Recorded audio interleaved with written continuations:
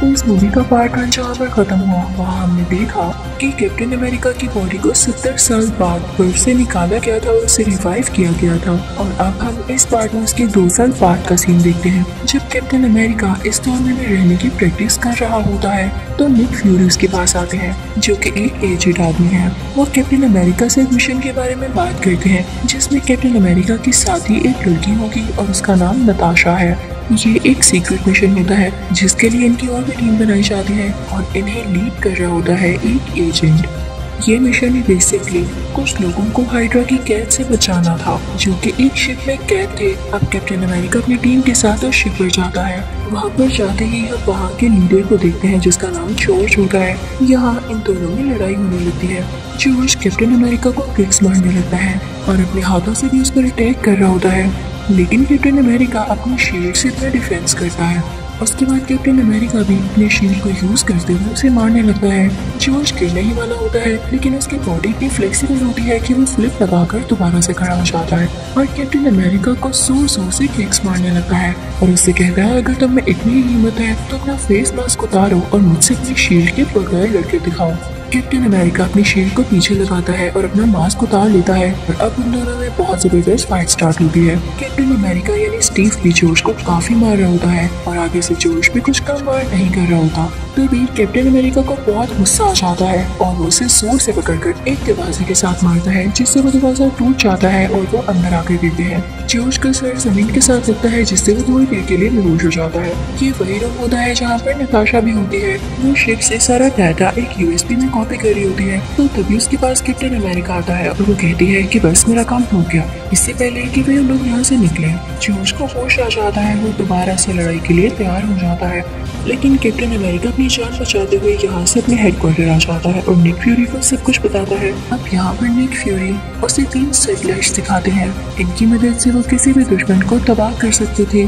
साथ ही नताशा उन्हें वो यूएसबी दे देती है जिसके अंदर उसने उसे शिप का डेटा कॉपी किया था जिसे पाकर निक फ्यूरी बहुत खुश होते हैं। लेकिन जब उसे देखते हैं तो उसमें बहुत ज्यादा कोड वर्डिंग होती है जिससे डिकोड करने के लिए इन्हें बहुत सारा टाइम चाहिए था और ये काम इतना आसान नहीं था। इनकी कंपनी का नाम शील्ड होता है जो कि बहुत फेमस होती है। ये वही कंपनी होती है जिसमें कैप्टन अमेरिका भी काम करता है और साथ ही साथ नताशा भी। लेकिन इन सबको खबर होती है कि शील्ड में एक ऐसा स्पाई है यानी कोई एक ऐसा आदमी है जो कि हाइड्रा के साथ मिला हुआ है। हाइड्रा वही है जो शील्ड के अगेंस्ट है और उसका कोई आदमी यहाँ पर होना बहुत खतरे की बात है।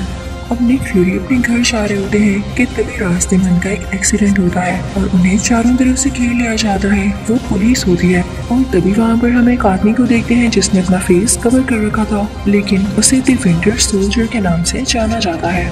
निक फ्यूरी काफी जीनियस होते हैं तो वो वहाँ से चले जाते हैं और सीधा कैप्टन अमेरिका के पास आते हैं। ये कैप्टन अमेरिका का घर होता है तो निक फ्यूरी से बताते हैं स्टीव मेरी जान खतरे में है। नताशा ने जो मुझे डाटा कॉपी करके दिया है वो यूएसबी मेरे पास है जिसे बहुत से लोग हासिल करना चाहते हैं। मुझ पर रास्ते में हमला भी हुआ है जिसके पीछे हाइड्रा का हाथ है। मैं नहीं चाहता कि ये लोग मुझे अभी के लिए ये यूएसबी अपने पास रखो ताकि अगर मुझे कोई पकड़ भी लेता है तो उन्हें ये ना पता चल सके कि मेरे पास ये यूएसबी है और जो डेटा इतनी मुश्किल से हमने हासिल किया वो हमारे हाथों से निकल जाए। लेकिन तभी वहाँ पर एक और अटैक होता है और ये अटैक किसी और ने नहीं उसी द विंटर सोल्जर ने कराया था जिसकी वजह से निक फ्यूरी की डेथ हो जाती है।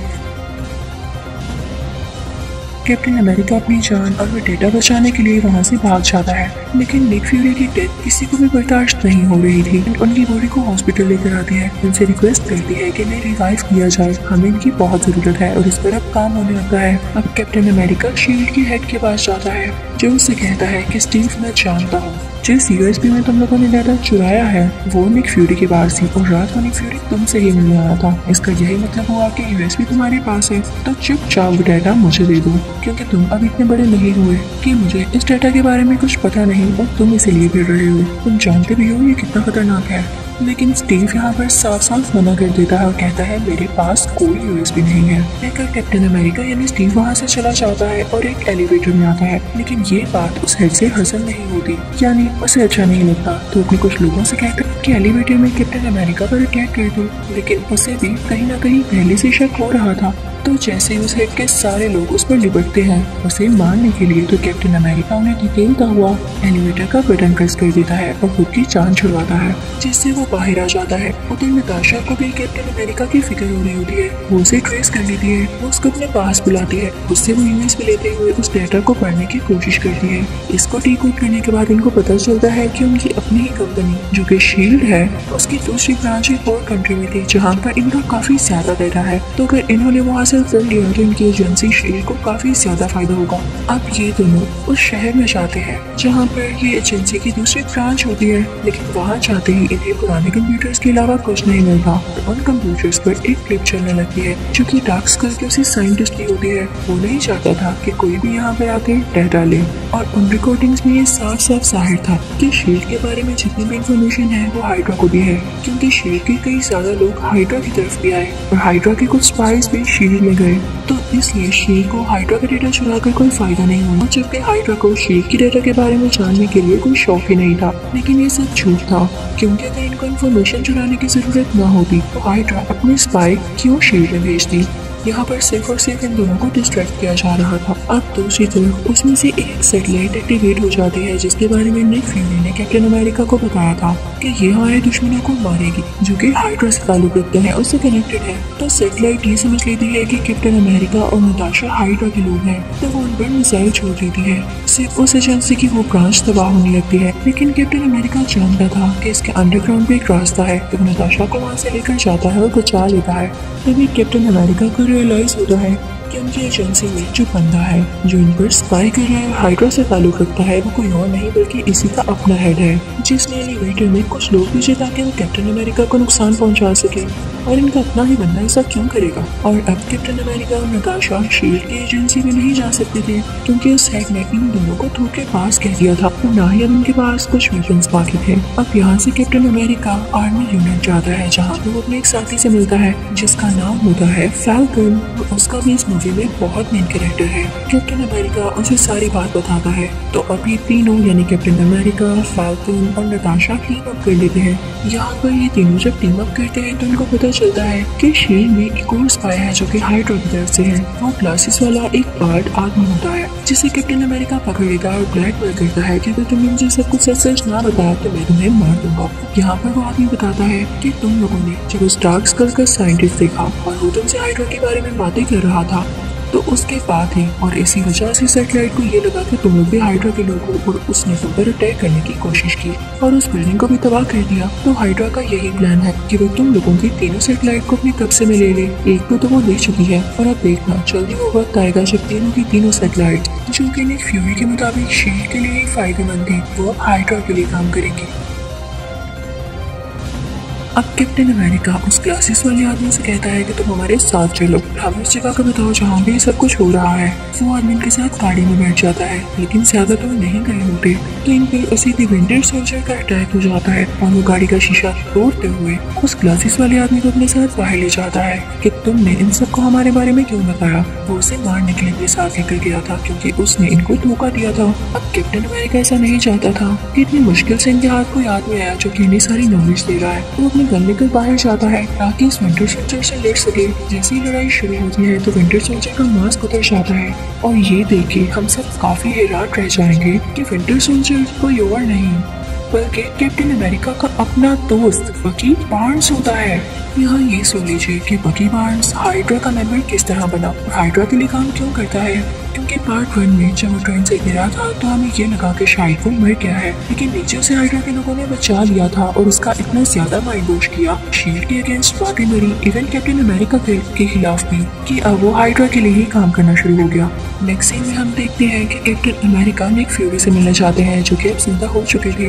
वहाँ जाकर उनको पता चलता है कि निक फ्यूरी एक्चुअली मरे ही नहीं थे, सिर्फ एक्टिंग कर रहे थे ताकि हाइड्रा उनका पीछा छोड़ दे। उनके असिस्टेंट ने फौरी तौर पर यानी जल्दी उनको हॉस्पिटल पहुंचाकर उनकी जान सच में बचा ली। वो ठीक ठाक है। कैप्टन अमेरिका इन्हें ऐसे देख के बहुत खुश होता है तो निक फ्यूरी से कहते हैं बस अब हमें ध्यान देना होगा हमारे अगले मिशन पर। तुम जैसा कि जानते हो कि हाइड्रा ने हमारी सब सैटेलाइट्स को हैक कर लिया है तुम्हें बस ये करना है कि हमारी सैटेलाइट्स की चिप में ऐसी चेंजिंग करनी है कि वो दोबारा से शील्ड के साथ कनेक्टेड हो जाए और शील्ड के अलावा किसी भी एजेंसी का कहना ना माने। अगर तुमने ऐसा ना किया तो जल्दी बाकी कंट्रीज पर इसके जरिए फायरिंग स्टार्ट कर देंगे। अब शील्ड की एजेंसी के अंदर ही देखते हैं कि उनमें से एक सैटेलाइट को लॉन्च किया जा रहा होता है और वहाँ पर कुछ सिक्योरिटी काउंसिल के मेंबर्स भी आ चुके होते हैं जो कि इसमें पार्ट लेने वाले थे। उनके साथ वो हेड भी शामिल था जो कि गद्दार था, बीट्रेयर था। तो कैप्टन अमेरिका ऊंची आवाज में अनाउंस कर सकते हमारे अंदर ही कुछ स्पाइस मौजूद है, हमें उनको पहचानना होगा क्योंकि मैं जानता हूँ हमारी ये सैटेलाइट हैक हो चुकी है और हाइड्रा इसको हमारे अगेंस्ट यूज करने वाला है। तो मेरी आप लोगों से रिक्वेस्ट है आप सब मेरा साथ दीजिए। तभी दूसरी तरफ हम देखते हैं कि सिक्योरिटी काउंसिल जिसके साथ वो हेड भी शामिल होता है, उनके साथ एक बूढ़ी औरत भी होती है जो कि अचानक से उन पर गन पॉइंट कर लेती है और उन्हें किक्स मारने लगती है। वो बहुत हैरान होते हैं कि हमारी ही मेंबर होने के बावजूद ही हमारे साथ ऐसा क्यों कर रही है। तो तभी वहाँ एक लड़की बोलती है, यानी वही बूढ़ी औरत, कि मैं नताशा हूँ। साथ ही वो अपने असली रूप में आ जाती है। वो कहती है कि मैंने तो बस एक्टिंग की ताकि मैं तुम लोगों के साथ यहाँ पर आ सकूँ और हर चीज पर नजर रख सकूँ। तुम लोग भी ना कितने मासूम हो। साथ ही साथ वहाँ पर निक फ्यूरी भी आ जाते हैं और सीधा उस हेड के पास आकर कहते हैं तुमने शील्ड का जो भी डेटा चुराया है उसे डीकोड करके हमें वापस करो। तो वो हेड उसे मना करते हुए कहता है तुम यहाँ कैसे आए, तुम तो मर चुके थे, एक सोल को डेटा देने का क्या फायदा। वो यहाँ पर निक फ्यूरी का मजाक उड़ाने लगता है। तभी निक फ्यूरी अपनी आंख से वो कपड़ा हटाते हैं जो उन्होंने पहन रखा होता था। इनफैक्ट उनकी आंख में एक एडवांस टेक्नोलॉजी मौजूद थी जो भी कुछ भी रीड कर सकती थी, इवन अगले इंसान की आंखों में से भी उसके दिमाग की सारी मेमोरी, साथ ही साथ वो डिकोडिंग भी कर सकती थी। तो निक फ्यूरी अपनी आंख से उस हेड की आंख की तरफ देखते हुए वो सारा डेटा रीड कर लेते हैं और उसकी डिकोडिंग भी कर लेते हैं। साथ ही साथ वो नताशा से कहते हैं कि इसके सारे लोगों को मार दो और अब वो दोनों फायरिंग करके उन सब लोगों को मार देते हैं। अब उधर कैप्टन अमेरिका भी अपना काम बहुत अच्छे तरीके से कर रहा होता है। जैसा कि उसे निक फ्यूरी ने कहा था, वो सैटेलाइट के अंदर जाकर उसमें से हाइड्रा की चिप्स निकालता है और शील्ड की चिप्स डाल देता है, जिससे उस सैटेलाइट पर दोबारा से शील्ड का कंट्रोल आ जाता है। उसको कंट्रोल निक फ्यूरी की असिस्टेंट ही कर रही थी। लेकिन तभी वहाँ पर बकी बार्न्स यानी द विंटर सोल्जर आ जाता है। यहाँ पर कैप्टन अमेरिका अपने दोस्त से लड़ना नहीं चाहता था क्योंकि अभी भी उसके पास वो सारी मेमोरीज होती है उस टाइम की जो उसने बकी बार्न्स के साथ अच्छे से गुजारा। लेकिन वो नहीं जानता था कि बकी बार्न्स के दिल में उसके लिए कितनी नफरत है क्योंकि इस हद तक, इस लिमिट तक उसका माइंड वॉश किया जा चुका था। विंटर सोल्जर उसी सैटेलाइट के साथ लटक कर कैप्टन अमेरिका पर फायरिंग करने लगता है। अब उसके पास आकर उसके ऊपर आकर उस पर पंचेस मारने लगता है। लेकिन कैप्टन अमेरिका आगे से खामोश होता है, उसको कुछ भी नहीं कह रहा होता। लेकिन तभी सैटेलाइट में आग लगने लगती है, उसके कुछ पार्ट्स नीचे गिरने लगते हैं। तभी कैप्टन अमेरिका विंटर सोल्जर को अपनी बकी बार्न्स को ये बताता है कि ये सैटेलाइट अब हमारे कब्जे में है। तो विंटर सोल्जर भी उसे पंचेस मारने से रुक जाता है और सैटेलाइट के तबाह होते ही वो दोनों भी नीचे पानी में गिर जाते हैं।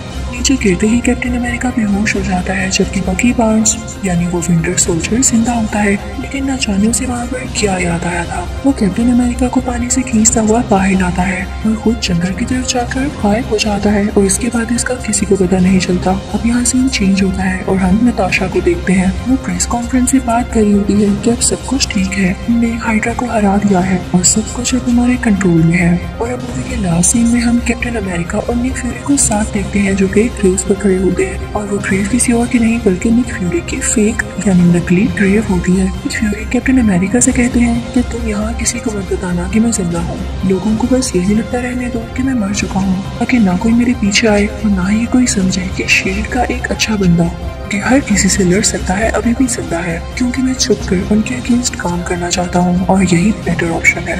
एंड पर हम कैप्टन अमेरिका और फैल्कन को एक साथ देखते हैं जो कि आज भी बकी बार्न्स की तलाश में होते हैं। इसी के साथ इस मूवी का यही एंड होता है। Thank you for watching.